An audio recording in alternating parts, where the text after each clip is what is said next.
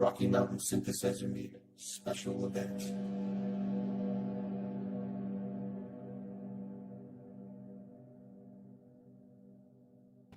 Well, hello. Hey, man. Hey, Serafin. Hey, everybody out there on YouTube. Welcome to the 100th Rocky Mountain Synthesizer Meet event celebration.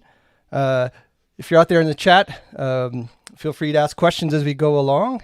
Tonight, it's Serafin and I, and I'm Mark Mosher. I'm the host of the Rocky Mountain Synthesizer Meet, which has been running for 8 years. This is our 100th event, and I'll tell you a little bit more about myself when I get to my section of the presentation. And I have a special guest, Serafin, here. Serafin, maybe just a brief intro and we'll tell him what we're going to talk about.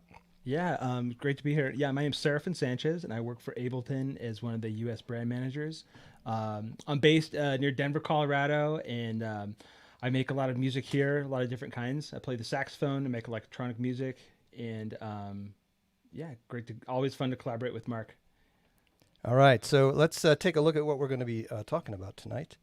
Can everybody hear us out there? Give us the big thumbs up out in the chat if you can hear us. All right, so tonight it's the 100th Rocky Mountain Synth event. So I'm going to talk a little bit about the meetup. I know there's people coming in maybe who haven't been on one of our events before.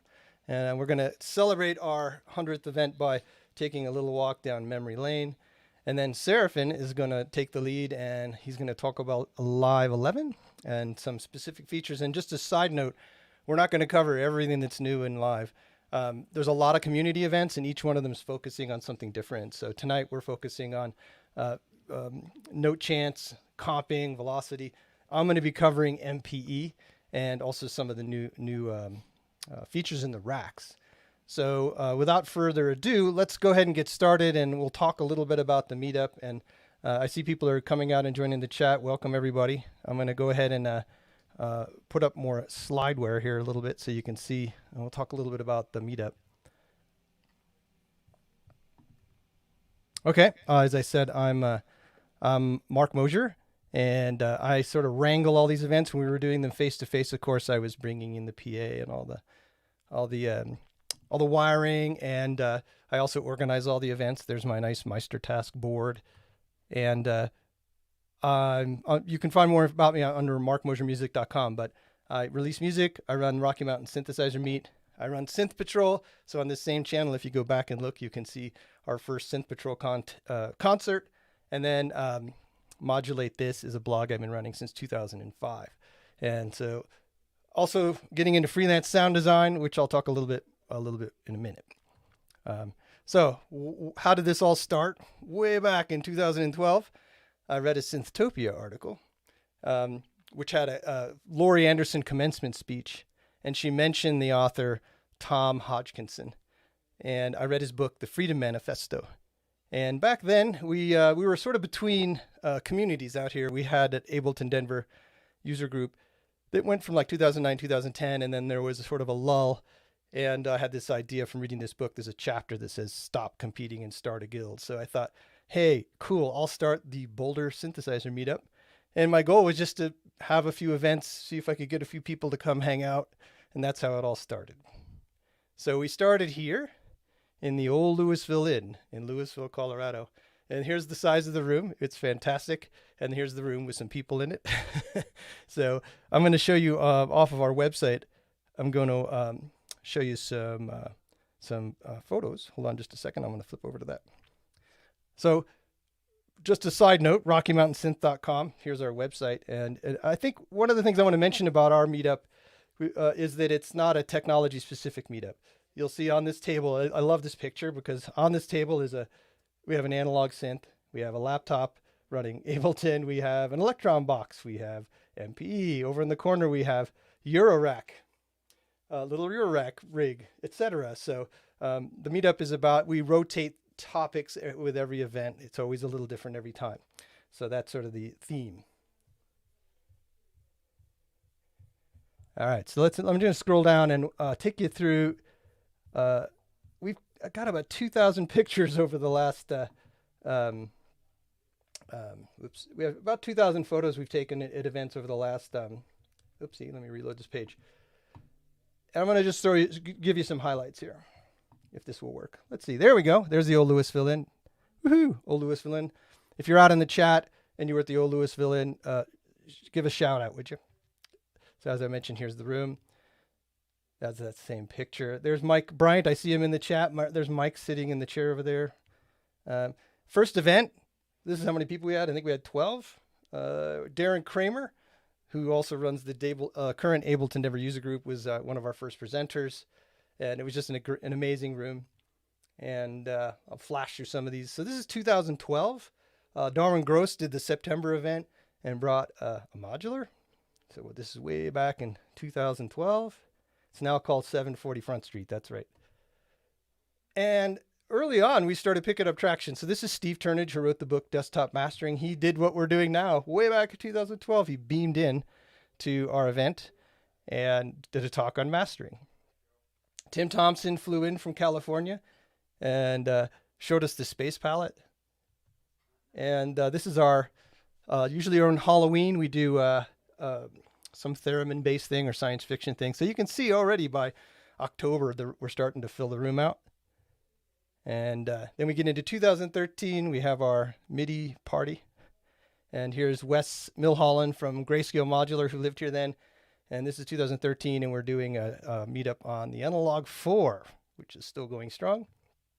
And you can see, here's Wes. Now, at that point, we moved venues. They closed that venue. And this is if you run meetups, you're going to hear this story. Venues are always a challenge.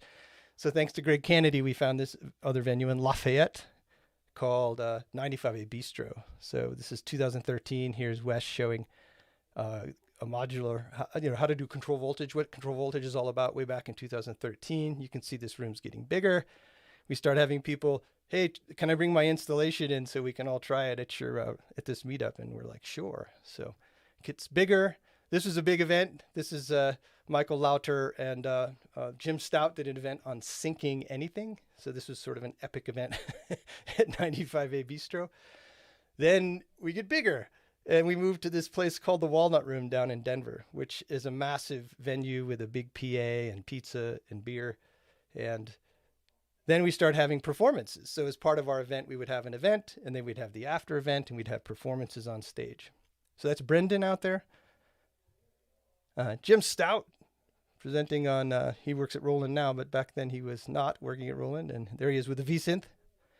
And we start having more performances. This is Langdon Crawford doing doing hand-built controllers. And there's the crowd in the Walnut Room. And we started doing this thing in 2014, I think, where I called it the lightning patch round. So it was like a game show, and people would bring their modulars, and they'd have 5 or 6 minutes to play the patch and then explain the patch. And then we had a little laser pointer. There's Alex from WMD. This is Gabe Kushansum, who performed. So here's people milling about, checking out modulars. Bert from Percussa flew in and did a talk on the audio cubes and also his the kind of a precursor to the SSP. He was working on a virtual synth called Synthor, which has now become the SSP. Hey, it's Serafin, and this is a meetup on live looping. And this was our biggest event ever. This was 5 years ago. We did the live 9.5 push 2 regional launch event, and we had I think 110 people in the room. It was amazing. And I'm going to do about 2-3 more minutes of these pictures for you. So we started doing just to show you. This is a poster by Victoria Lundy. It's awesome. We did something on Vocal Madness. I love this poster, Victoria. And while we're in this, so we moved venues again. Now we're in Globe Hall in Globeville. And in this event, we're trying to do the largest Ableton link connection in history. I think we made it to just under number 1 in this one. All right, this is Globe Hall, still performances. This is Victoria and I performing on the stage at Globe Hall, which is still a performance venue. And Ableton Link. And again, just showing you the kind of topics we rotated through. We have lectures on, sometimes it's a lecture, sometimes it's a workshop, sometimes it's a breakout. And then here's another venue. This is Made Life. Made Life became much more important to us in the later years, but we started doing Made Life for intimate talks. And this is Dino J.A. Dean doing a talk on the history of sampling going way back to tape. And here's my favorite Mike Metlay shot. This is at KMG Life. This is Steve Jobs versus Mike Metlay here talking about the Chord gadget. Woohoo! And this is KMG Life. Sorry, this is Tech Hub, Denver. And this was a NAMM panel. So after the NAMM, we have people who come to NAMM and we do a sort of a readout on what happened at NAMM. Hopefully we can get back there again someday soon. And this finishing up, we're back at Made Life. This was a huge venue for us. And it opened up a room to do massive petting zoos. So we typically get like 65 people into these events. And one more venue. This is the Tilt Pinball. And we did our 7th birthday party there, and we took over all the people were still there playing video games, and we took it over. It was a really amazing event. And those balloons were by Chris Blarski. And this is the Clancy's Irish Pub. So we'd eat dinner upstairs, and then we'd go into the basement, and they had this really awesome like goth cave performance area. And there's Matt from Soundtrack Loops. Big shout out to Soundtrack Loops, who's always supported the meetup. And there's Eddie. Big shout out to Eddie, who's helped me wrangle a lot of these streams in the last few months. And last but not least, we went all the way up to Longmont. And here's Dino J. Dean presenting on the Micro Freak. So thanks for looking at the slideshow. Let me beam myself back in here. Okay, so I wanted to, let me take a look at the chat. See what's going on. If you see me looking over here, whoops. Yeah, that was a beautiful birthday cake. Did you like the MIDI birthday cake? That was awesome. Okay. So I mentioned the Ableton event was like huge. So this was 5 years ago. And there's Thomas and Serafin, who's on with us tonight. And so I just wanted to play you. I put together a visualization of something I do in my spare time. I create visualizations. No, not really. But I put together a visualization of where all our members were. So we started in Boulder, and then it grew and grew and grew. So I'm going to just play this like 1 minute little animation. Here we go.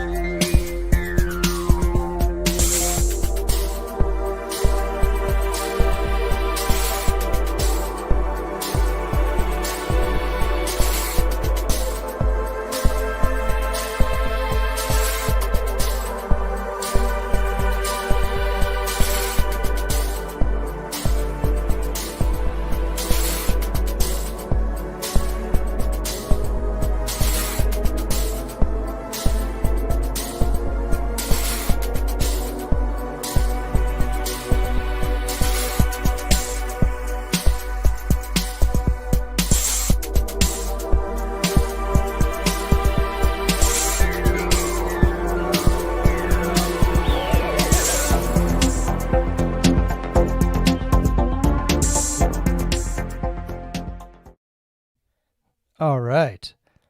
So that's kind of crazy to think about. I started off thinking we'd have 5 or 6 people, and it expanded to this. And we grew before the COVID hit.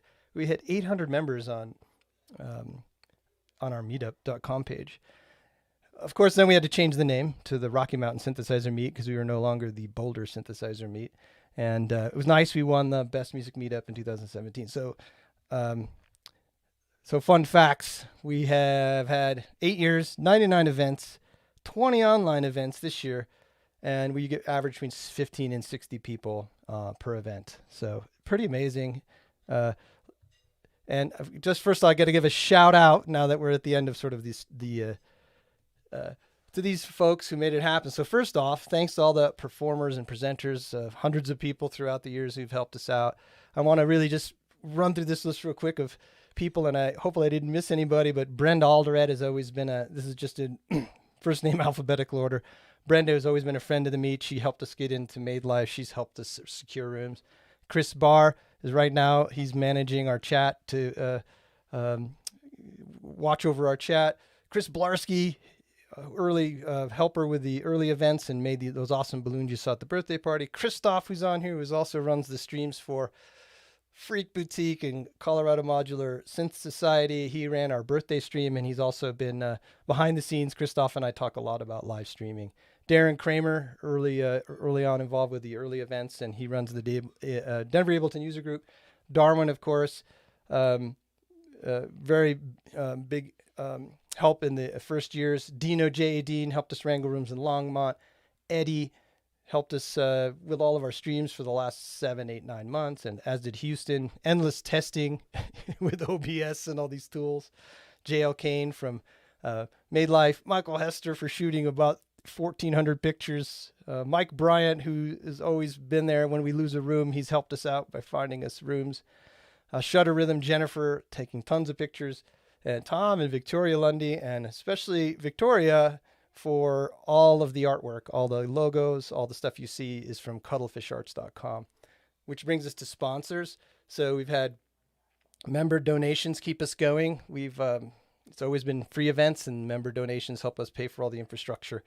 And sponsors: Ableton, Arturia, Cycling 74, Electron, Soundtrack Loops, Tone 2. They've donated stickers and shirts and software for giveaways early on in the event. So I'm not going to read all these names, but we've been in 12 venues in 8 years. So that's a crazy thing to think about, wrangling that many relationships. And the thing about it is that as we started looking to go online actually before COVID hit, because in Denver we get these snowstorms. And of course, and we have to cancel events. Also, rooms were getting harder to find. Rents are going up, so less artistic venues are sort of going away. So we were exploring, going online, and we were ready to go before COVID hit. Just as luck would have it on our side, and then we went online right after that. So that's a history. Thanks everybody for watching a bunch of slideware. I'm going to bring Serafin back in here. Here you go, Serafin. Hey, Mark. Hey, you're on. What do you think of that, Serafin? Let me mute YouTube. I'm hearing it myself. Oh, sorry. I'm on stereo still. There you go. There we go. No, man, honestly, your ability to create and foster community is inspiring. Just looking at all of the events that you've planned and thinking about some of my favorite ones, like the Sound of Sci-Fi. That was probably my top favorite event that you and Victoria did. The event on how to sync anything. I forgot who presented that one, but that was Michael Lauder and Jim Stout. That was the top one. Jim Stout's V-Synth presentation. That was amongst the highlights for me. Just so many. Yeah. And Mike Metley points out in the chat he's the only guy besides me who ran an event. I had a foot surgery, and Mike was kind enough to host one of the events. So thanks, Mike. Sounding good out there, everybody? Looking good, yeah. It's quite a journey, and you all are part of it. And it's just such an amazing thing to think about hitting the 100th event. So I'm super excited that our biggest event was the Ableton event, and in 5 years ago. And I thought when Serafin was like, "Hey, maybe we should do something with Live 11," I was like, "Man, our 100th event is coming up. Our special guest should be Live 11, don't you think, Serafin?" Yeah, and I like the approach that you took with this. It's not everything that's new in Live 11. It's like you picked your kind of favorite things, and I picked the things that I'm having most fun with, and we'll kind of go in deep with just a few things, because there's so much out there where you can see everything that's new in Live 10. We're just going to focus on a few things. Exactly. So as Serafin's he's going to go next, and he'll be rolling along, and I'm going to jump out in the chat and interact with you, and you can ask questions, of course, as he's going, and I'll surface questions, and he'll be able to see them on the screen as we go. So are you ready to go, Serafin? Yeah, I'm just going to share my screen here. Okay, perfect. Yeah, I'm ready to roll. Awesome. Cool. Can you see my screen, Mark?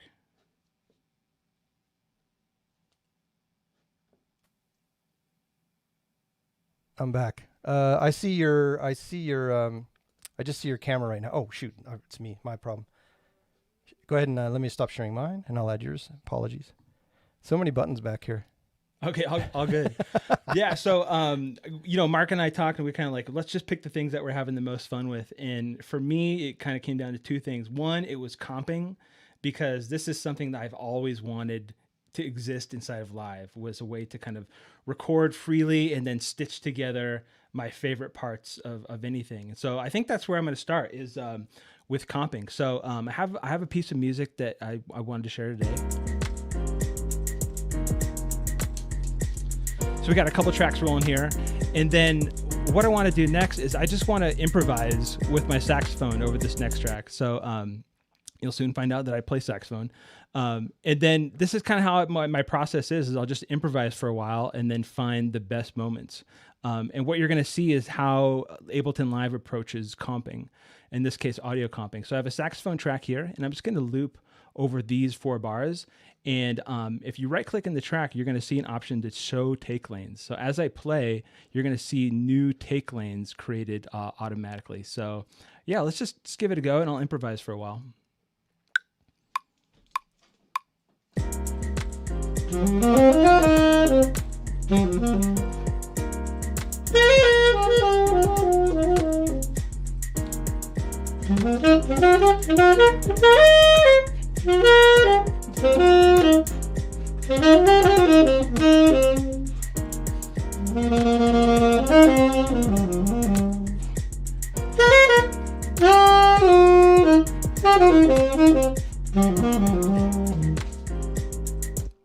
So this is kind of what I've been waiting for such a long time in Live, are these take lanes. So now what I can see are all the different versions that I've played. And if I solo the saxophone track, I can solo individual takes. So here's my first take. There's also shortcut keys to do this, so I can press the letter T, and that'll solo that take lane. And then the third take. So now what I can do is, like I said, I can kind of stitch together the best moments of all of these different takes. So let's say I like the first part of this first take. You make a selection, and then if you press the return key, it gets promoted to the top track. So let's say I like that part of the first take and this part of the second take. I can do that and start to stitch these together. The other thing you do is you can work completely off the grid. So, I'm going to hit Command 4 and release the grid. And now if I turn my pencil tool on, this is called swipe comping. So then I can just make a selection, and then when I release my mouse, whatever's selected gets promoted to the top. So I can select this, and then maybe this part right here. So now we're left with this comp of these few takes.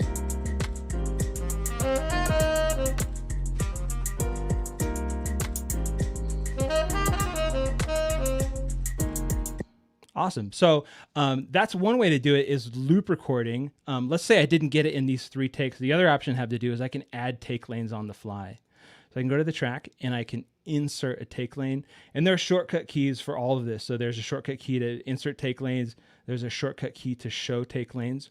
And highly encourage you to learn those. So let's insert a take lane. Now what I can do is I can punch in another take and record a new idea on the fly. So this is audio comping.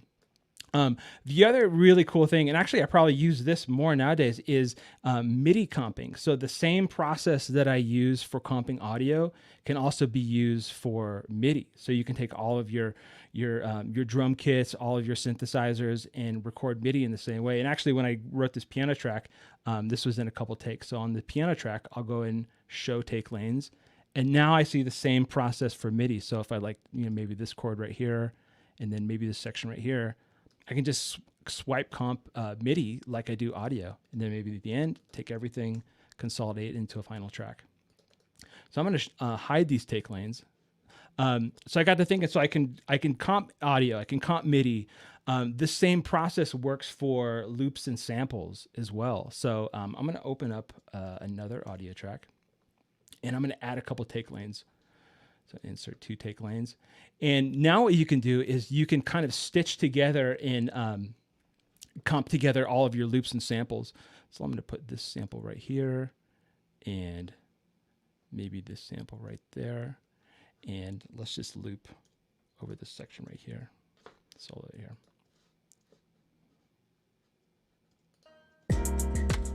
So now what I want to do is if we take this first one right here and promote it to the top, what I can do is I can start to comp together and kind of juggle in different parts of this bottom loop. So we get something that sounds like this.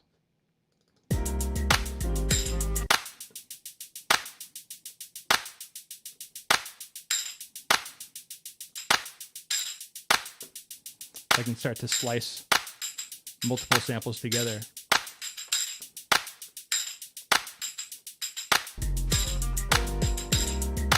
Awesome. So you can have a lot of fun with comping together your samples. The other thing that I was able to comp in Live 11 that I really wasn't expecting, and if I think about how video clips work in the arrangement view, they work a lot like audio clips. So essentially, you can also comp video in Live. And I'm going to bring in a separate track to show you how this works. I'll go here in my browser and bring a track in that I made before. So I'm going to bring this into the arrangement view. And now what you can see is you can see multiple take lanes with different video clips that you can promote to the content lane.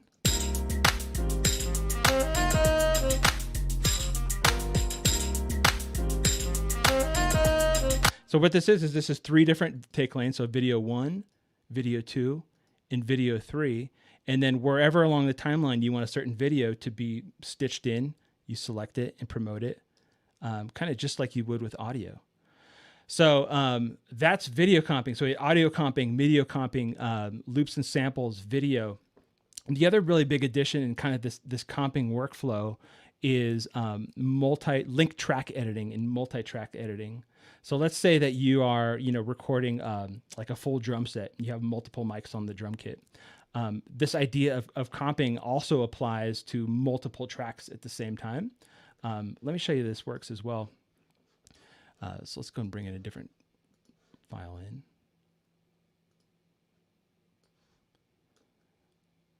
So these were some drums that my buddy Dustin Ragland recorded for me. I don't know if Dustin's online right now.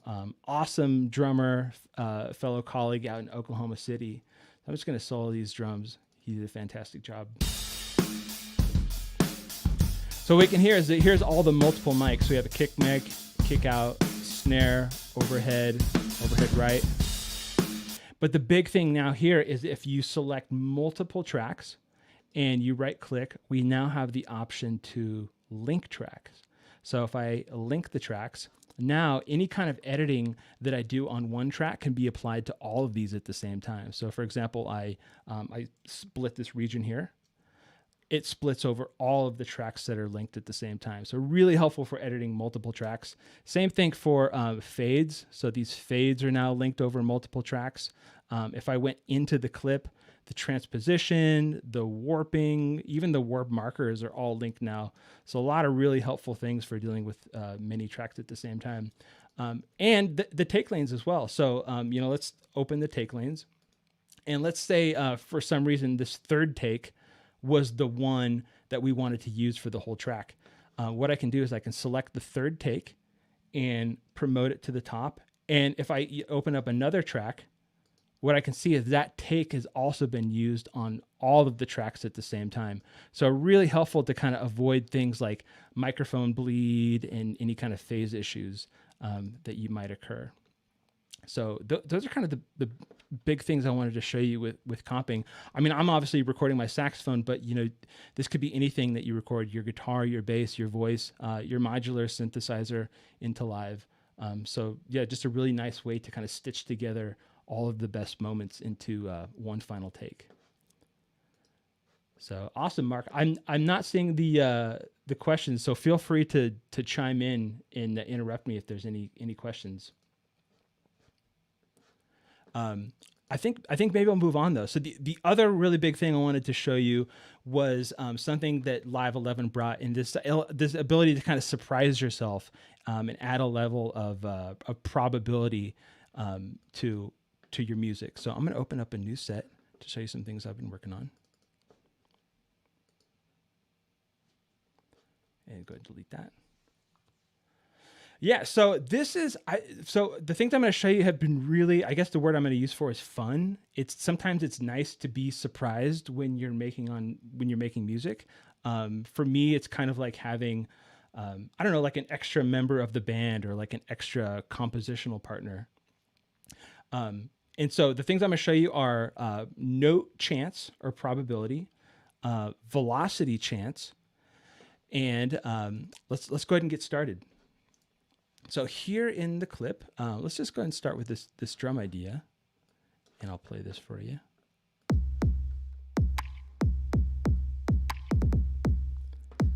Okay, cool. So we have one clip playing, and these are some drums. Actually, all of these sounds are from the Glitch and Wash pack, which is one of the packs that comes with Live Suite. So these are all sounds that are found inside of Live. What I'm going to do is I'm just going to take this one clip and I'm going to duplicate it. And what I'm going to do is I'm going to add some hi-hats. So I'm going to turn my pencil tool on and draw in some hi-hats. Okay, cool. So this one pattern is going to start getting very repetitious and boring over pretty fast. So what I'm going to do is make some variations here. So I'm going to select the hi-hats. And what you'll notice down here is two new, I call them marbles. And these are brand new in Live 11. So this bottom one, it lets you show and hide the probability editor. So yeah, this is all brand new. So now what you can see is for every single note, you have the ability to change the probability. And so 100% probability means that note's going to be played every single time. And obviously 0% is it's never going to be played. So now what I can do is I can change the probability that that note is going to be played. And the thing that kind of blew my mind is that, you know, there's a lot of things that have kind of triggers and kind of a per step probability, but this really goes deep. This is a per note probability. So every single note that's played on the timeline has its own probability. So I can change that one hi-hat, or let's say I change all the hi-hats to have a certain percentage of probability. That'd be one thing I can do.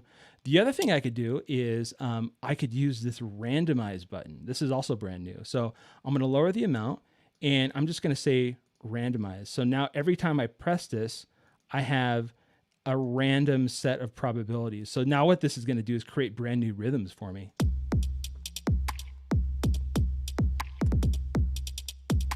Maybe I'll cycle again until I get something I like.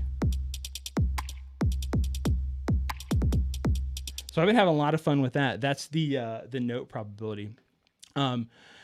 So I've used this on drums. The other way I can use this is maybe on some melodic elements. So for this, I'm going to switch over to push. Okay, awesome. And see what I'm in, a C minor. Cool. I'm going to change the layout to the melodic step sequencer. And I'm going to press fixed length. And I'm going to do something short, maybe just a 2-beat idea. And play those drums and program another idea. Maybe one octave up.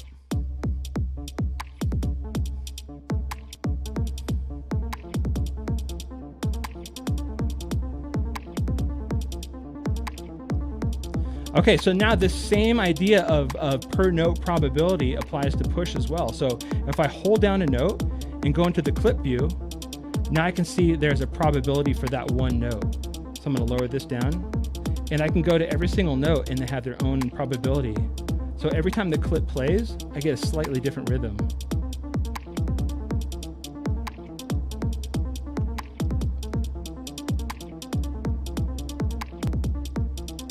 Yeah, you can kind of hear sometimes the notes played and sometimes the notes not played. Cool. So yeah, same kind of workflow applies in push as well. So we did this with drums. We did this with a melodic idea. Let's also do this with some harmony. So I have this pads track. Again, I'm going to create a new clip. And let's go ahead and just create a 1-bar idea. And actually, kind of a chance to show you something else new is the new keys and scales built into the clips. This is awesome. So if I turn scale on, now what I can see is I can select any key. So I know I'm in the key of C, and then I can also pick a tonality. So in this case, minor. But these are all the different scales that you'd find on push as well. So all of the modes of major and minor, melodic minor, some Messiaen scales. So, you know, kind of nudge you to some of these scales that maybe you haven't played around with before. So let's go to C minor. Then over here, this is also new. So now, you know, we've always had a fold button. This shows you the notes that you're using, but now there's a fold to scale. So this only shows you the notes that are in the scale. So this is pretty cool. So now what I can do is I can start building scales or chords And in this case, chords, just every other note is going to be the C minor 7 chord.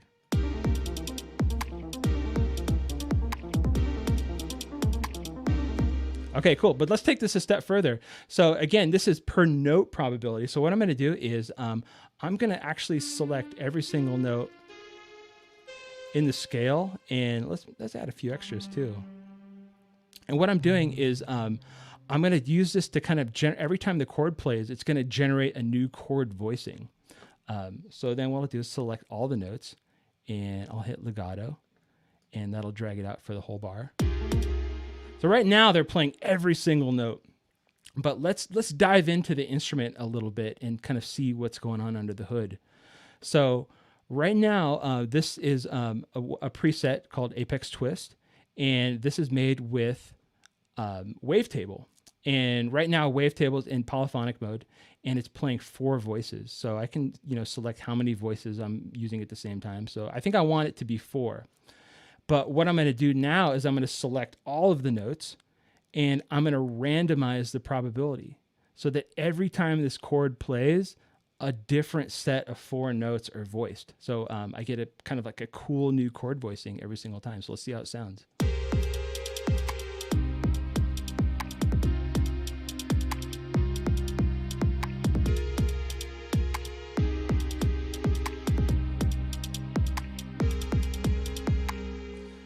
Awesome. So yeah, just a couple different ways to experiment on your own with using the new note chance or note probability.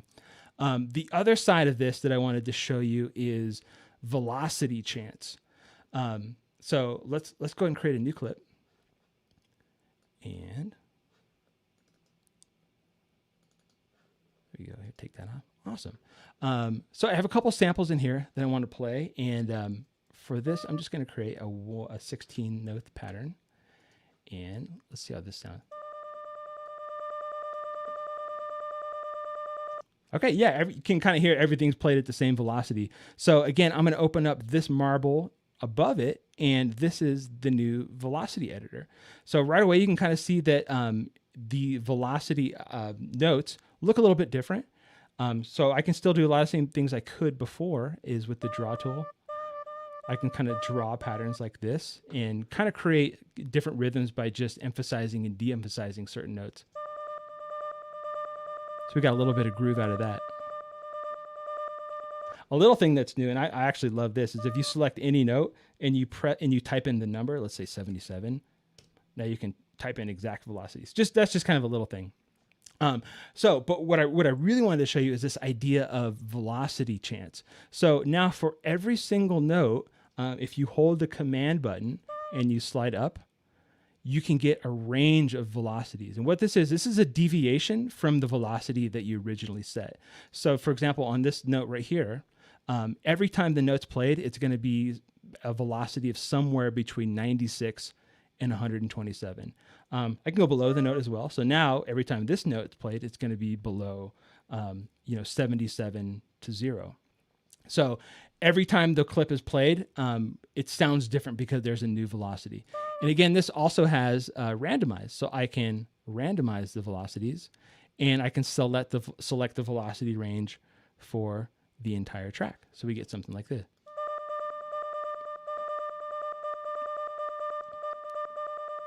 Yeah, so this is really powerful. I mean, obviously velocity is used to change, in this case, how loud and soft the note sounds. But if you think about if velocity can be used as a modulator for all kinds of things, this becomes really powerful. For example, like in Wavetable, velocity is a target for anything. So now if you're randomizing velocity, you have a randomized way to map velocity to anything in Wavetable. For things that are not in Wavetable, what you can use is in the MIDI effects, there's a brand new MIDI effect. It's not brand new, it's been updated, but it's called expression control. And what we can use is we can use velocity to map anything in our live set. So this gets really exciting. So now what I can do is, on this track right here, let's say I'm going to map velocity to the sample start. So every time I get a different velocity range, I get a starting point from a different position in the sample. Let's see how this sounds.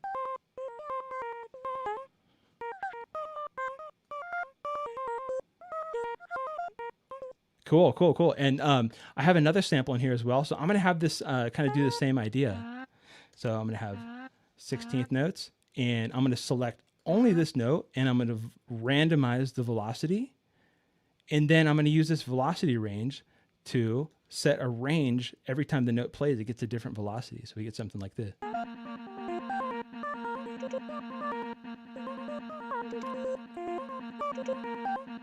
Awesome. Okay, so this probably be the last thing that we do, but if we wanted to take this one step further, what if we combined velocity ranges and probability? So let's open up the probability lane, and we can see both of these. We can see velocity and we can see probability. And for this sample, I'm going to randomize the probability, and same thing for this one. I'm going to randomize the probability. Let's do that again. Cool. And let's put it in the track.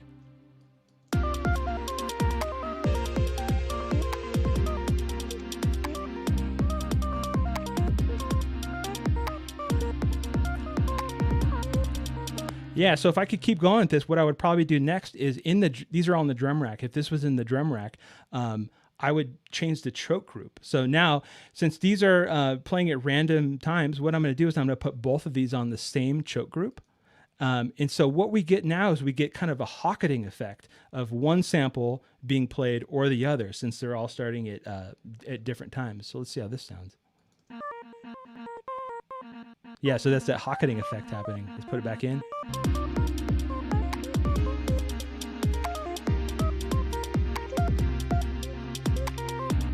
Awesome. And so maybe the last thing I'll do is, if I wanted to go a little bit further with this, I'm going to use some of the new devices. And these, again, like Mark said, we won't have time to go into everything that's new in Live 11, but I just wanted to show a few of my favorite devices. This one is Spectral Time. So without spending too much time, essentially it's a spectral delay. So it's using FFT spectral resynthesis to change the pitch of all of the delayed material. So we get the spectral delay.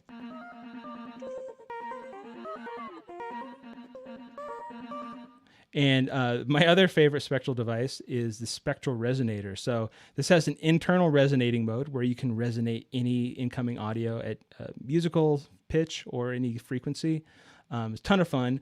It also has a MIDI sidechain, and that's how I've been having a lot of fun using it. So what you can do is you can have it listen to the MIDI from any track in your set. So in this case, it's listening to the MIDI notes from this pads track. Sounds like this. So it's listening to the MIDI, and then it's using those notes as the resonant frequency. And then you can combine it with all these different modulation modes as well. But it sounds like this with the internal MIDI sidechain.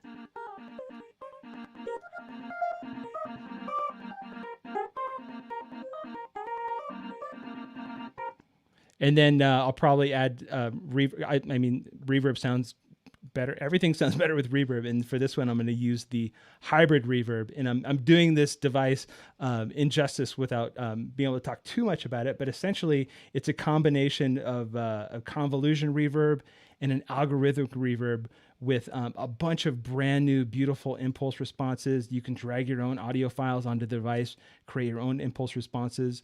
And this can be run just the convo side, just the algorithmic side, or you can run it in parallel, and you can blend all these different modes together. So with all three devices, we kind of get this cool, lush, Hocketing sound.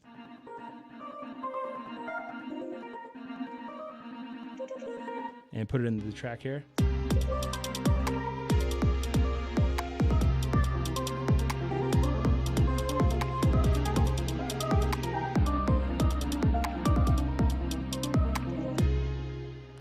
Very cool. Yeah, so those were kind of the things I wanted to show you the most that had to do with note chance and probability, velocity chance, and a little bit on the push here, and then kind of some of the new devices. So yeah, Mark, how are we doing on time? Any questions coming up? Yeah, we have some questions in the chat. Let's maybe take some questions. Let me change the view here a little bit. Oh, there we go. Let's take a look. A lot of people were asking early on when you were showing comping whether you could crossfade the takes. Yeah, yeah. Anything that's promoted in the main track or called the content lane, all those individual takes, those can all be crossfaded automatically together. And then someone asked if you could crossfade video. Crossfade video. You were doing some takes with videos. That's an amazing idea though. That would be more of kind of like a video processing effect. Yeah. But if there was any audio with the video, you could surely crossfade the audio. Let's see. There's a lot of text going on here, so if you have some questions for Serafin, pop them in right now, and I'm going to scroll back as well. Let's see.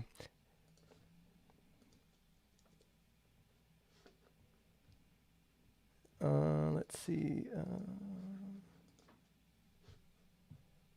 I think there was a question as to whether Ableton 12 would be Skynet. I think that was a question. Cannot confirm or deny. There you go, Chris. Can't confirm or deny that if it's going to be Skynet. One other really cool thing is on this patch track. So it's playing different chord voicings every time because every note has a different probability. But on the actual instrument, I know you're going to show this, Mark, is these macro variations. So I use these a ton. And for this one, with this particular technique, using arpeggiator on this is also a ton of fun. Because you also get different amounts of voicings and you get different notes. So kind of the arpeggiator takes on a new effect every time it passes. And then I can turn it on or off.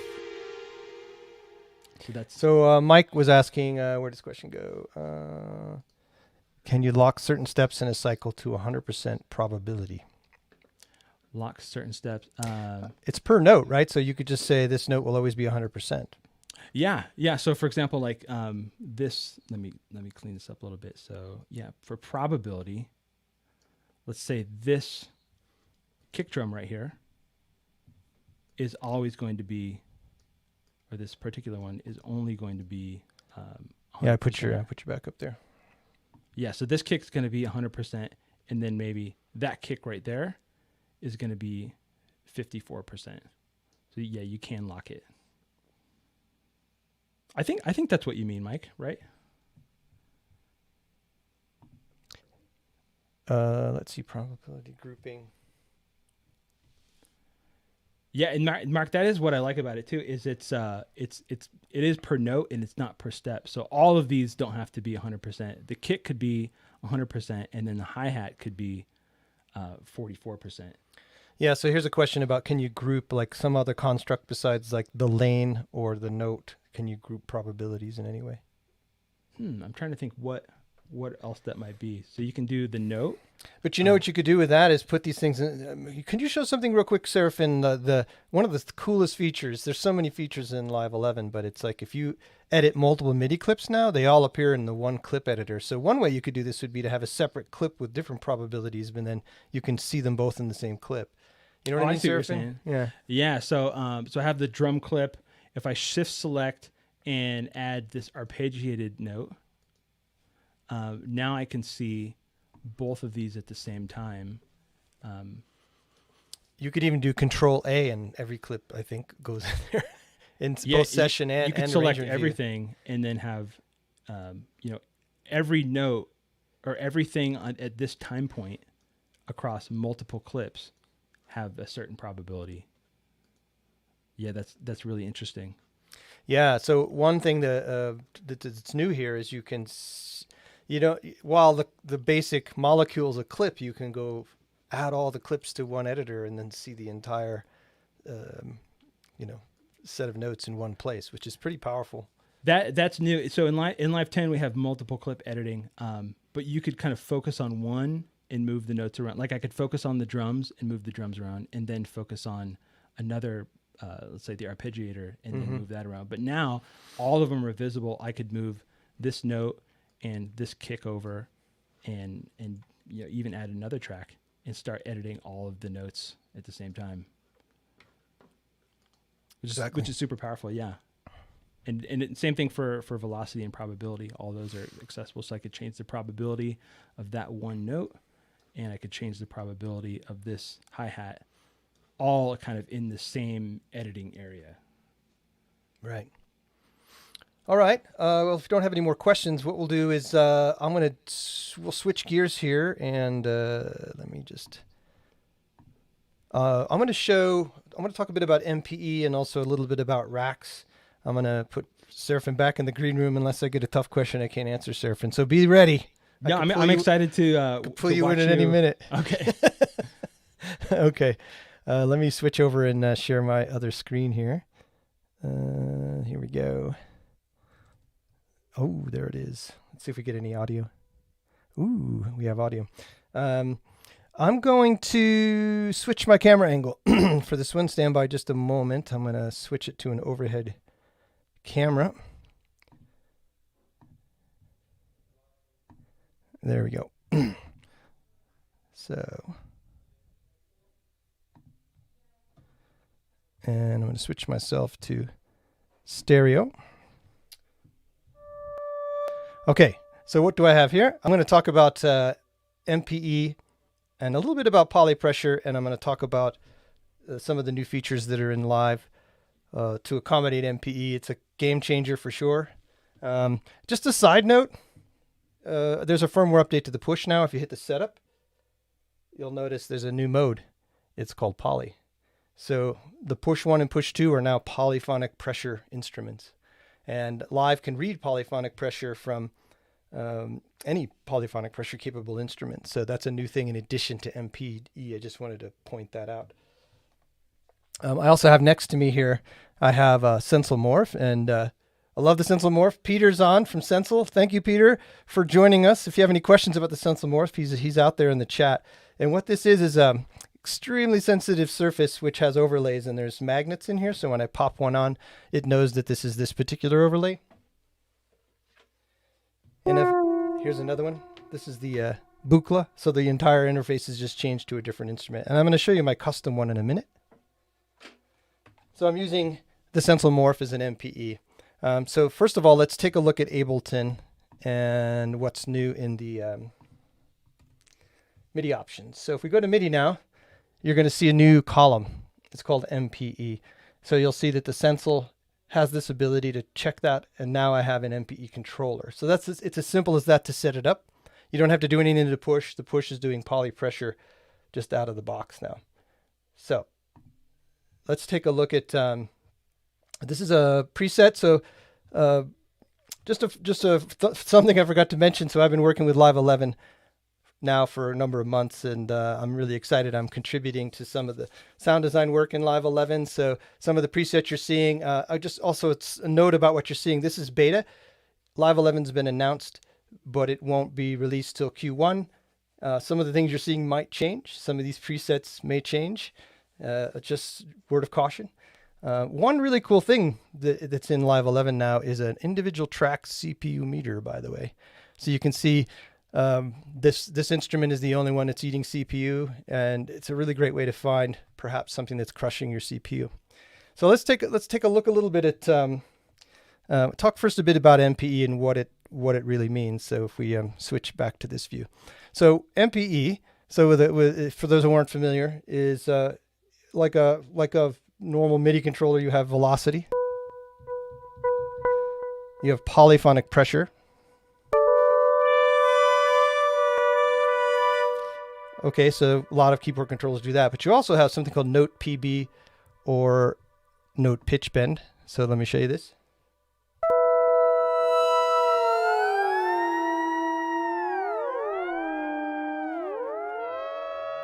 So I'm taking those notes and I'm bending them individually. And then last is something called slide. And slide is the motion when you go up to the top.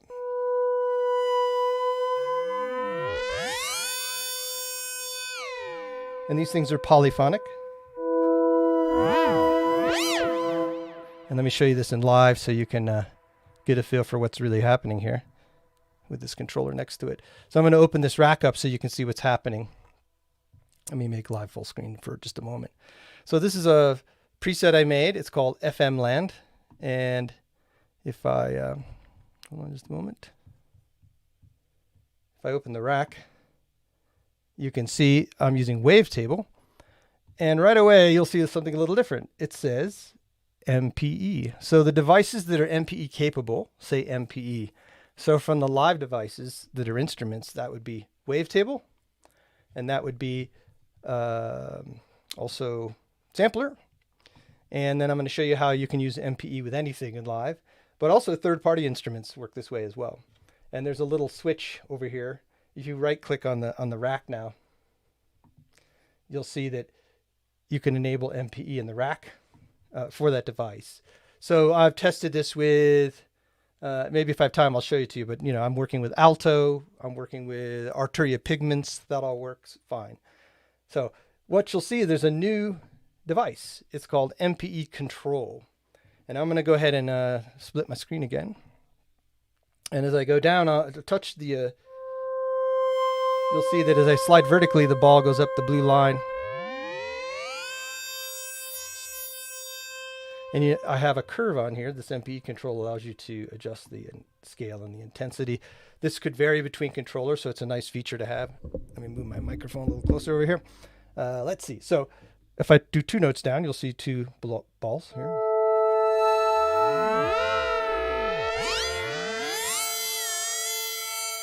Let's just do 1 so you can see what I'm impacting.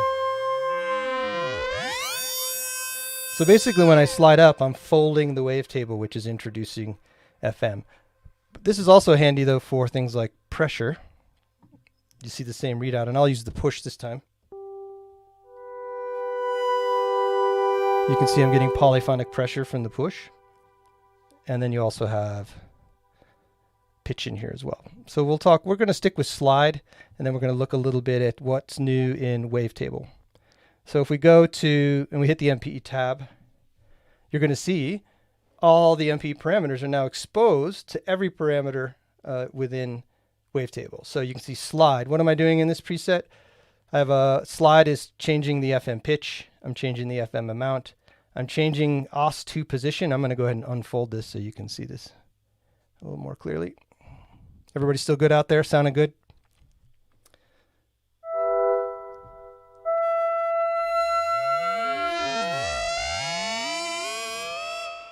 Let me make it even bigger. There we go.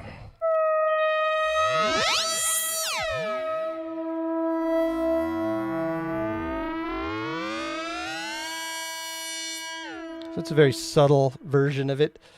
And you'll see slide as I go down is also impacting the filter.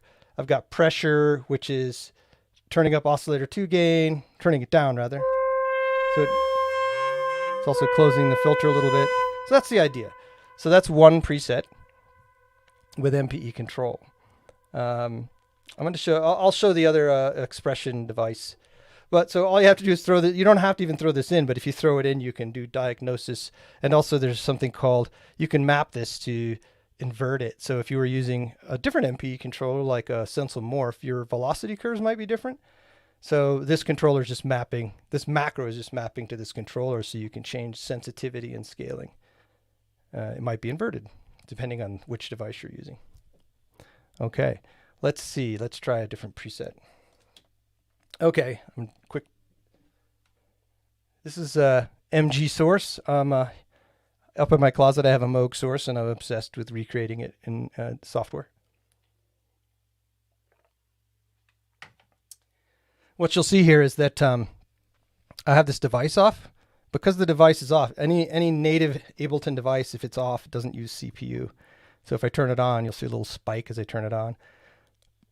Just for demo purposes, these patches are pretty heavy, so I'm going to go back and turn off my past device. You can actually do that in the push, by the way.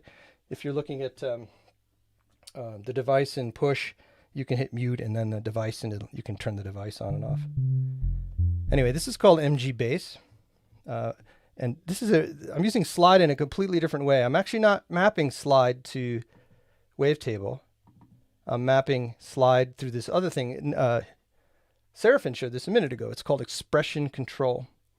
And expression control can map anything to anything. So you can see here, I've got slide map to my send gain of my reverb, which is way down here. So if I how this works with MPE is pretty cool. If I strike at the bottom, it's dry. Strike near the top and it gets wet the higher I go.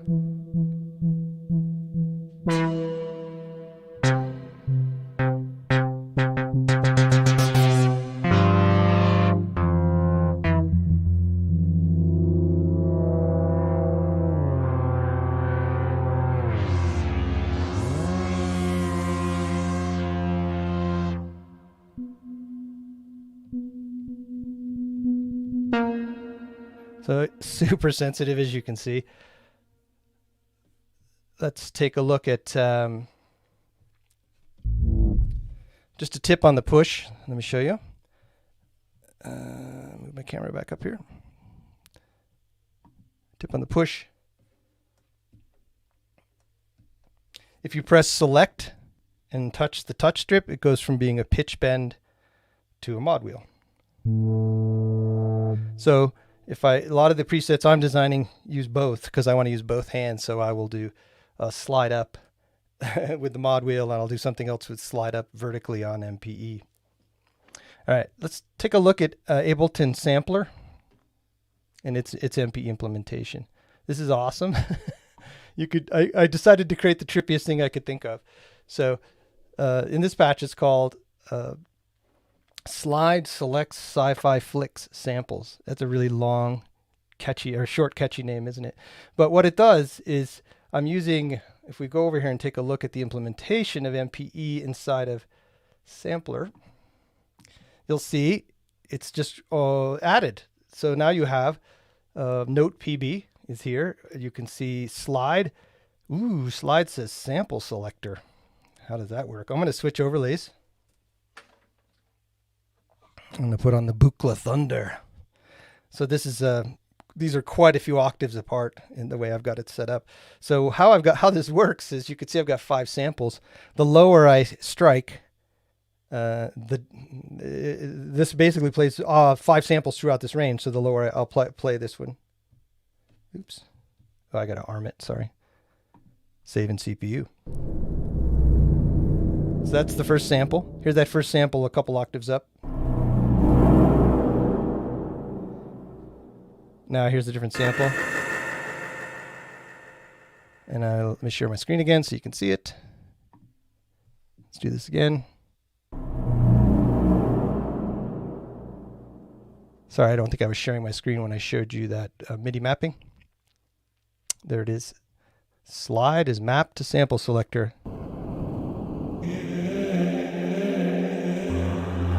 So 5 samples across the blade vertically. And then I have, let's see what I'm doing a pitch dive with my mod wheel, so I can do.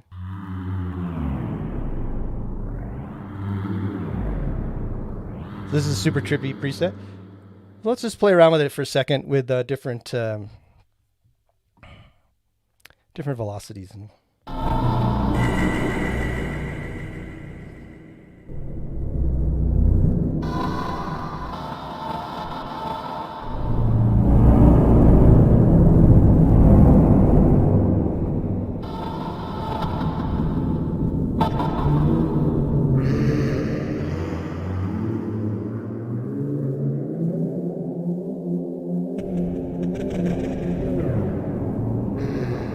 Whoa, I'm tripping. I wish you could see my face instead of I'm tripping, I'm telling you.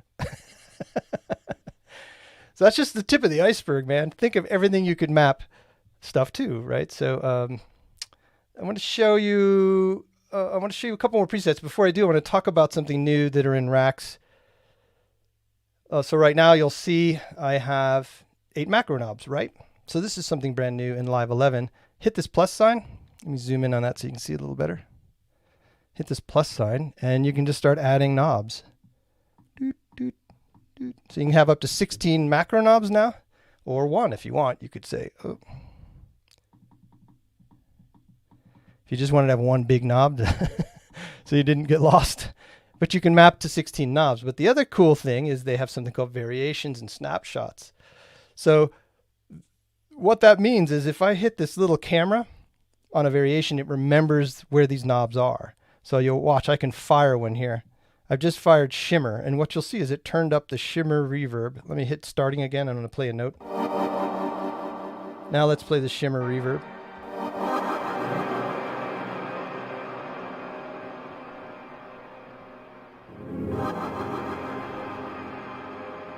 This is an ascending tone. Deep space. So you can see how the knobs are just changing. This is clean and dry. So if I want to create a new variation, I can just say new variation. I can turn some knobs. I click the little camera icon. I have a new variation. You can rename, duplicate, and delete these. And if I hit Control M, you can map them. So you can map next, back, and fire the variation, etc. So that's going to be pretty incredible for performance. I'm going to show you a couple of straight non-MPE but polypressure patches in the push, and I'll finish off with that and show you a few more variations here. So this is a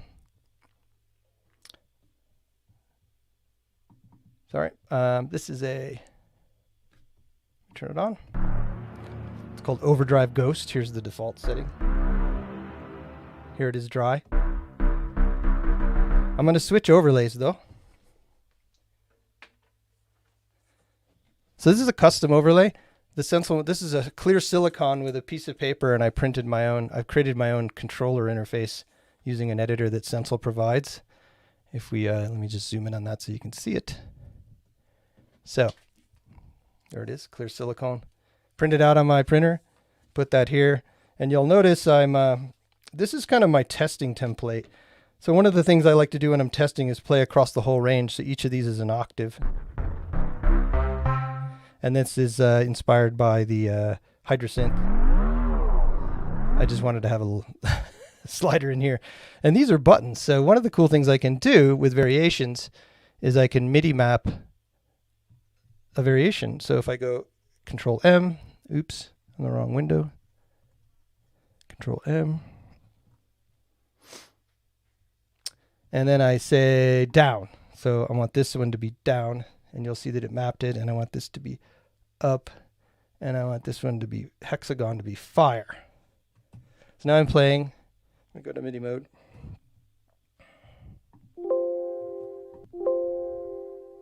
Definitely don't do that.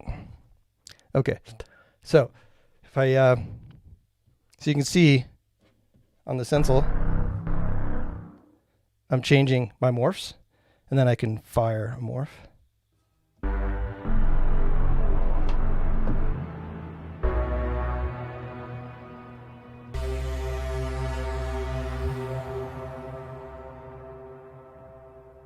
All right, I want to show you one more preset. These are works in progress. This is called Spectral Rise, and I wanted to make a mention of some of the new, Serafin touched on this, but there's new devices. Here's Spectral Resonator.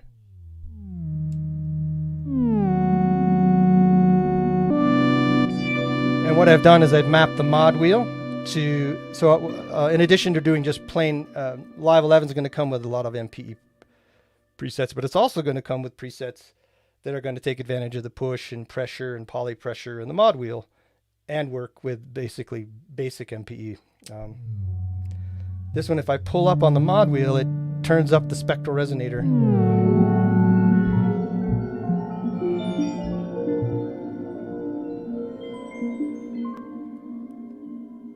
So let's go back and look at our variations here. This one says long dive.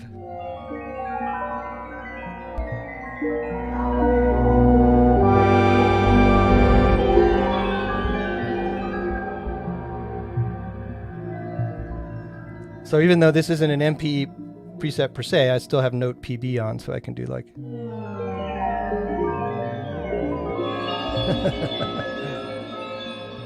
Here's the new frequency. The frequency shifter's been modified. And it can give you a really great spatial feeling in addition to doing hardcore frequency shifting. It's amazing for creating more space.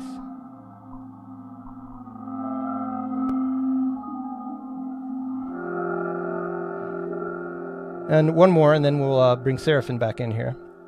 Let me turn this one off, though. So you can see my CPU meter going. Yeah, these are not lightweight, these experiments I'm doing here. So this one is called Cathedral of Synth, and it takes advantage of the awesome hybrid reverb. Let's turn it on.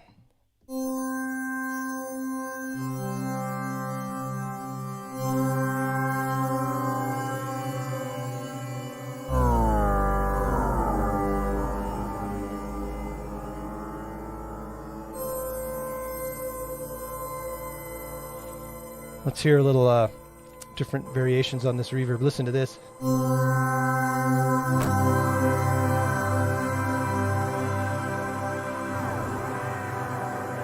Ooh. Now this is crazy. Just using variations, I'm going to turn this into a lead.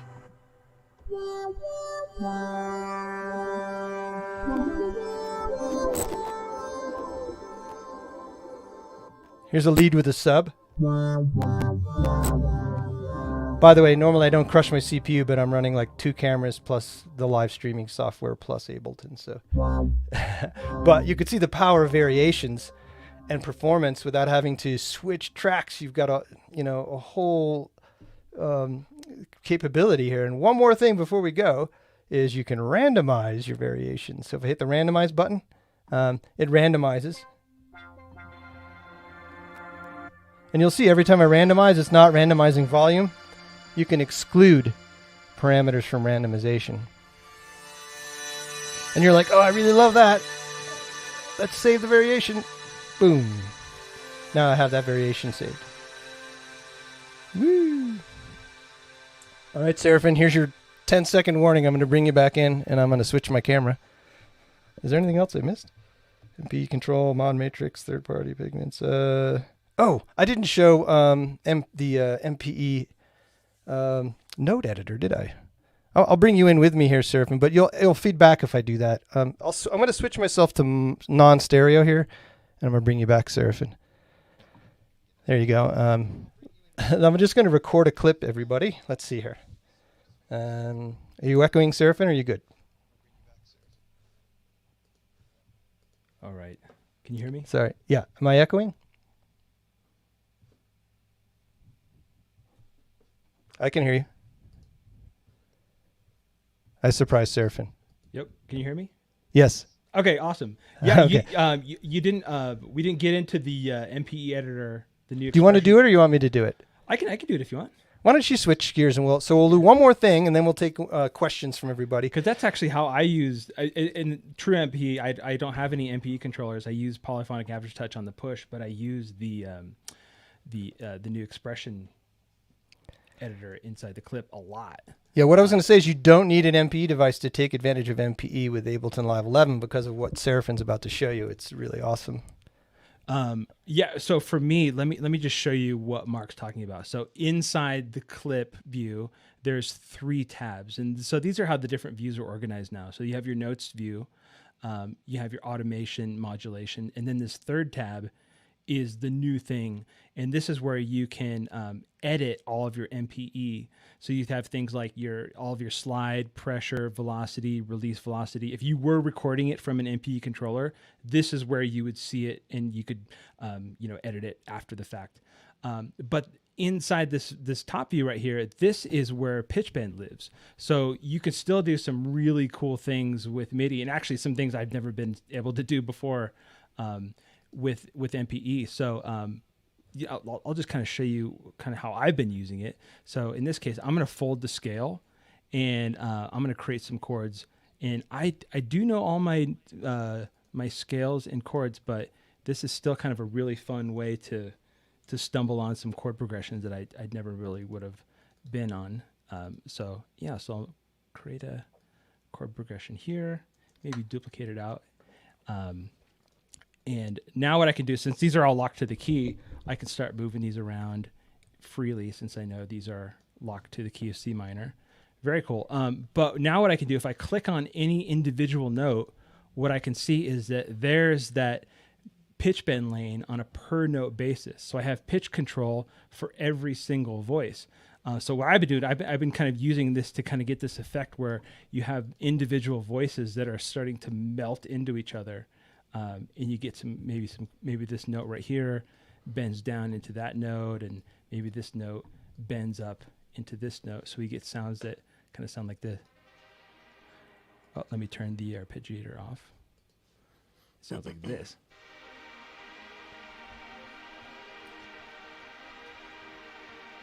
So that's kind of how you'd use the MPE pitch bend inside the individual clip is through these individual pitch bend lanes. So that's been real exciting for me. Yeah, go ahead, Mark. One thing I was going to mention is variations, or I forgot to mention about variations, was that they're really great for turning things on. Like if you have an arpeggiator, if you were to map that to a macro, it wouldn't come on till you past 12 o'clock. Now you can just map that as an on-off variation, so you can start and stop arpeggiators rather than having to twist a knob. So, so you saw the Note PB there. Let me just share my screen one more time, and I'm gonna record something here on this morph. I'm gonna just swirl my fingers around here. Hold on. Let's see.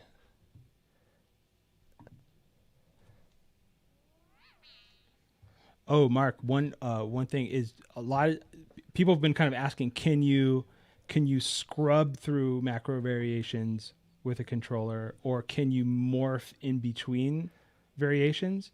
And there's a new Max for Live device I can share that does that. So if you wanted to set a time-based parameter that, at 1 second to go from one variation or to jump to another variation every bar or quarter note, right. There's a cool device that lets you morph through those. All right, let me just do this because I think it's super cool and I forgot to mention it. This thing's still working. Come on, camera. There we go. Okay, so I'm just going to record a clip. By the way, all the MP stuff is from every device is also captured with Capture, so it's always listening. So if I hit Capture, little gritty, I got too much stuff running, but you'll see that I have this. Just take a look at this clip, and in this third thing is called Expression View, and you'll see all my little curves going right there. Let's fold that. Okay, can you see it fold? Yeah, so there they are down here. If I slide it up, there we go. And then you can edit them as Serafin showed and put curves on them. And anyway, everything you record. It's cool to see that recorded. Yeah. Yeah, everything you record goes in there as well. You were using the MPE Control device a lot in your presets. One really cool thing on that is there's a bunch of instruments in Live that are MPE enabled. So like Wavetable, Simpler, Sampler. But for example, Operator is not MPE enabled, and that MPE Control device has a breakout window that converts MPE to MIDI. So if you did want to use an MPE controller, certain parameters can be then assigned to a non-MPE device like Operator. Yeah, so you can also take Expression Control, and I showed opening a reverb with it, but it doesn't even have to be in the same track because it's mapping like Max for Live style, so you could take MPE and control something 3 tracks over. So it's the Expression Control, I feel like that's in my opinion, kind of a sleeper device because the updates to it are amazing. So now you can select all of your MPE parameters, but then there's also a new random assignment that's been a ton of fun, and then an incremental assignment. And I've been using the heck out of those. And those are also new in Live 11. I'm loving that. Right. Okay, so that's the end. Anybody have any MPE questions before we'll take general questions? Anyone? Bueller? Anyone? No? Okay. Well, Sensel Morph, I like it because it's very light to the touch. There's, Live supports whatever you throw at it, I think, as long as it could do MPE. So Linstrument, Roly, Continuum, whatever can spit out MPE, Live can hear it, and Live can edit it. And it's and you don't need an MPE controller to take advantage of it. So I think what's going to be cool is when people experiment with building like chord clusters and stuff using slight variations and bends and things like that. Let's see. No specific questions. Okay. Any general questions about Live 11 that we didn't cover? Well, just anything you want to hear about at all about Live. Any open questions? Let me see here. I'm curious what question, because we could probably talk about new things for hours and hours. Right. So much to talk about. Let me, I'm going to share my screen over here a second. Just nice comments about the morph and the arpeggiator. I mentioned the web side here. What's going on? It's loading now. Mark, I'll share the link to that Max for Live device I mentioned. Perfect. YouTube blocked me from dropping links in there, so. Yeah, I blocked you from dropping links in there. Oh. Let's see. Nobody's dropping links in the chat. That's it. So let's see. Probably for a good reason. So I run the, as I mentioned, I run the blog Modulate This, and I have pinned to the top of the blog right now. I have, come on. Lots of streaming happening. First of all, I want to mention, if you're going to do online streaming, I have a whole set of articles on online streaming tips, like how to set your camera, how to set your, audio, those sorts of things. So just a side note, I mentioned the Synth Patrol concert, but out here I have pinned an article, Getting to Know Live 11. And what I've done is curated all the live, the sort of the summary of the live videos. So you can see here, I've got the playlist, which has all the live videos in it. So if you go out to YouTube yourself, you'd have to go poke around and find it. But this is the actual playlist of all the videos. What's new in live page, the all new features, how to compare all the editions, community resources. I have a note on polyphonic pressure. I have a separate note on MPE, and I highlight that video. I have my favorite Live 11 overview, which is by Slink. This is awesome. That's a good one. If you want to know everything, and it's kind of funny too. And there's an amazing one on something we didn't mention is called Follow, and Ableton can follow a human drummer even like with shifts in timing. It's really cool and accurate. Let's see. I think create digital music to post. And then we have our event here, and just to mention it, I don't know when that sale goes to, Serafin. I don't know if maybe you could talk a little bit about the upgrade path. Yeah. So I guess when is Live 11 released? Things change all the time at Ableton, so I can't give you an absolute date, but I can say Q1 next year. So sometime early next year, that's when Live 11 is going to be released. Right now, you can still use Live 11 because it's in beta. So we have a public beta testing program that anyone can sign up for, and we let waves of people in at a time for a bunch of different reasons. So if you want to play with some of this right away, you can sign up for the beta. We do that through our center code testing site, ableton.centercode.com. And the only stipulation is you just need to own a copy of Live to participate in the beta. There is an upgrade offer right now too. So there's you can save 20% when you upgrade to Live 10, and when you do purchase that, you can get a discount and automatically be upgraded to Live 11 when it comes out next year. All right. Somebody asked about Robert Henke's. What was it? It's on the chat. The emulation of the hardware, the digital delay. What's it called? Pitch 98. Pitch Loop 89. Pitch Loop 89. God, I knew I was going to get it wrong. Yeah, we could do a whole night on that. Yeah. So if you do sign up with the beta, Pitch Loop 89 is in there to play with. So is some of the new sound content. There's a few new packs as well. So Pitch Loop 89 is in the beta testing right now. Yeah, so it's I've just started playing it with myself, and it's like these crazy delays. So I don't have much to say about it because I only have don't have that much experience with it, other than it's awesome. And I will tell you, when you get the beta, it doesn't have all the sound content in there at this point. We're on the version we're on right now. It's there'll be a lot more. So just to set your expectation, you're getting into a beta, and things are going to be shifting and changing, and then it's just going to get more rich as time goes on with each beta release until they hit the final release, right? Yeah, I'm really excited for the sound content. I mean, all of the work the PAX teams have been doing, all the new MPE presets, the collaboration with Spitfire Audio. There's a new piano instrument, string instrument, brass instrument. There's a new vocal pack that's actually in the beta right now to play around with. It's called VoiceBox. It's a ton of fun. All right. Yeah, let me just seeing if there's any other questions. So I think we're going to wrap it up. We're hitting almost an hour and a half, which is fantastic. Great. Serafin, I really appreciate you reaching out to the Rocky Mountain Synth Meet to host this event for Live 11. That was incredibly awesome, and to have that combined with our 100th event was really great.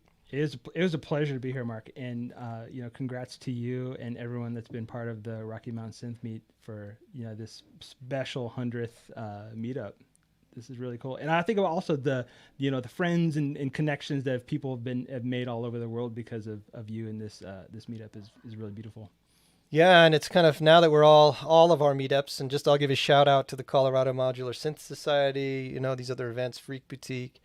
All these modular folks are connecting, and I'm meeting more people. It's just amazing, and there's some amazing streaming events. So anyway, I've poured some special. I have a little glass of scotch here. Does everybody have something in hand? Serafin, you might have water, but I do. I'm actually out of booze, so oh no. So I just want to thank everyone again for all those who contributed to the meetup over the years, performers, presenters, all the people who helped put the events on, all the sponsors, all the venues. It's 8 years, 100 events, crazy. We're going to continue to roll with online events, and we have a lot of ideas about what to do when we get back into the face-to-face events. Plus, we'll still be doing these streaming events. So, which scotch? Somebody said.